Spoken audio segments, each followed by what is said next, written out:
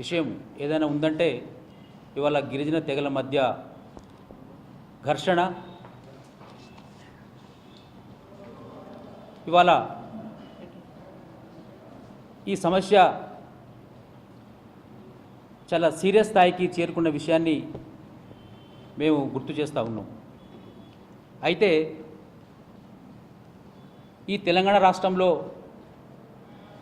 లంబాడీలుగా ఉన్న మేము రాజ్యాంగబద్ధంగా గిరిజన జాబితాలోకి వచ్చాం. ఈ దేశంలో గిరిజనులు ఎవరు, ఎస్సీలు ఎవరనే విషయాన్ని రాజ్యాంగం నిర్దేశిస్తూ ఉంది. రాజ్యాంగాన్ని గౌరవించవలసినటువంటి అవసరం ఈ దేశ ప్రజలకు ఉంది. రాజ్యాంగ ప్రాతిపదిక మీదనే ఈ దేశం నడుస్తూ ఉంది. ఇది తెలియని కోయగోండుకు సంబంధించిన కొద్దిమంది లంబాడీలు అసలు ఎస్టీలే కాదన్నట్టు, లంబాడీలు వలసవాదులు అన్నట్టు, వీళ్లకు ఎస్టీ రిజర్వేషన్ వర్తించొద్దని చట్టవిరుద్ధమైనటువంటి మాటలు మాట్లాడుతూ శాంతియుత జీవితం, ఐకమత్యంగా ఉన్నటువంటి గిరిజన తెగల మధ్య ఇవాళ విషం కక్కుతున్నటువంటి విషయము ఈ రాష్ట్ర ప్రజలకు చాలా స్పష్టంగా తెలుసు. మేము ఈరోజు స్పష్టం చేస్తూ ఉన్నాం,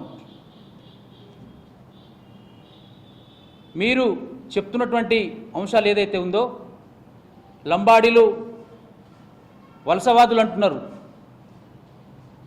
కోయగోండు సోదరులు తెలుసుకోవాలి, లంబాడీలు వలసవాదులు కాదు, ఈ దేశ మూలవాసులు, ఈ రాష్ట్ర మూలవాసులు. ఎక్కడి నుండో వలస వచ్చినా అంటున్నారు. ఆధారాలు ఎక్కడైనా చూపించారా? ఆధారాలు చూపించే దమ్ము ధైర్యం మీకుందా? ఆధారాలు చూపించి మాట్లాడండి. నిరాధారమైనటువంటి మాటలు మాట్లాడి ఘర్షణను పెంచకండి. మేము శాంతి కాముకులం.